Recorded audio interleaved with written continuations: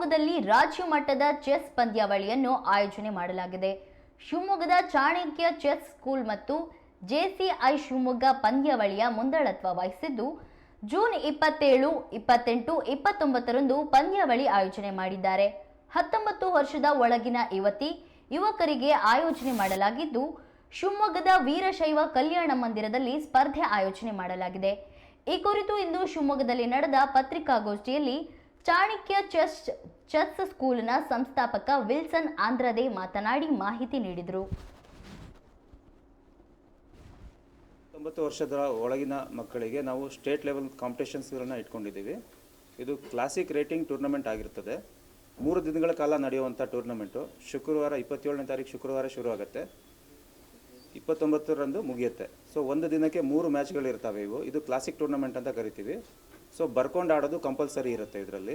So KSCA ಹಾಗೂ ಅಂದರೆ Karnataka chess association ಹಾಗೂ ASEF ಥ್ರೂ ರಿಜಿಸ್ಟ್ರೇಷನ್ ಆಗಿ ಇದು ನಡೆಸುವಂಥ ಒಂದು ಟೂರ್ನಮೆಂಟ್ ಆಗಿರುತ್ತದೆ. 19 ವರ್ಷದ ಒಳಗಿನ ಮಕ್ಕಳಿಗಿದು ಬಾಲಕ ಮತ್ತು ಬಾಲಕಿಯರಿಗೆ ಪ್ರತ್ಯೇಕವಾಗಿ ಸ್ಪರ್ಧೆಗಳನ್ನ ಇಲ್ಲಿ ನಾವು ಆಯೋಜನೆ ಮಾಡಿದ್ದೀವಿ.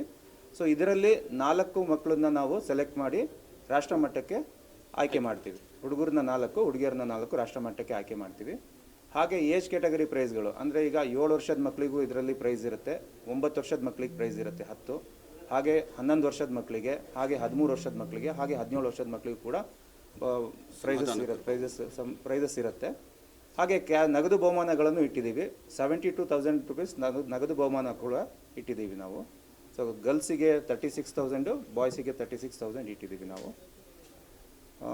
ಈ ಒಂದು ಚೆಸ್ ಟೂರ್ನಮೆಂಟ್ ಚೆನ್ನಾಗಿ ನಡೀಲಿ ಅಂತೇಳಿ ನಿಮ್ಮೆಲ್ಲ ಸಹಕಾರವನ್ನು ಬಯಸ್ತೀನಿ ನಾನು. ರೇಟಿಂಗ್ ಟೂರ್ನಮೆಂಟ್ ಆಗಿದೆ, international rating. So international rating tournament ಆಗಿರ್ತದೆ ಇದು. ಸೊ ಇಲ್ಲಿ ಆಡಿದಂಥ ಮಕ್ಕಳಿಗೆ ರೇಟಿಂಗ್ ಸಿಗುವಂಥ ಸಾಧ್ಯತೆಗಳು ಇರುತ್ತೆ. ಹಾಗಾಗಿ ಆಲ್ ಓವರ್ ಕರ್ನಾಟಕದಿಂದ